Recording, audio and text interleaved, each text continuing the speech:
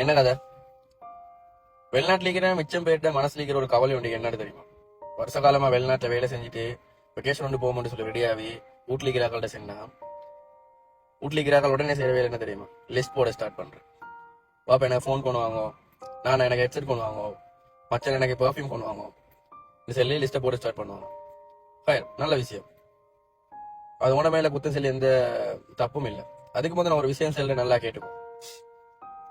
ஒரு மாசம் முழுக்க கஷ்டப்பட்டுட்டு மாச கடைசியில சம்பளத்தை வெயிட் பண்ணி நீங்க போகல, ஒரு நாள் வெள்ளை காட்டி 8 மணிக்கு சேலரி அக்கௌண்ட் கிரெடிட் ஆகும்.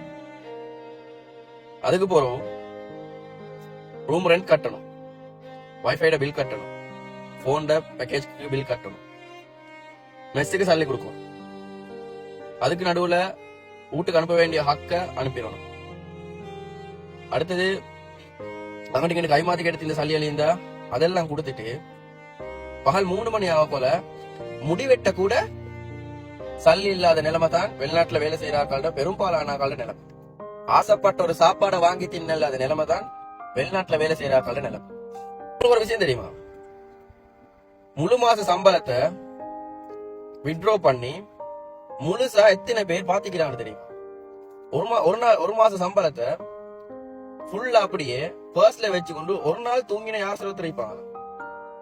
இதுக்கு போறோம் லிஸ்ட் போடும் போது ஒரு நிமிஷம் அவங்களையும் பார்த்து யோசிச்சுட்டு உங்களோட லிஸ்ட போடும். சலாம்.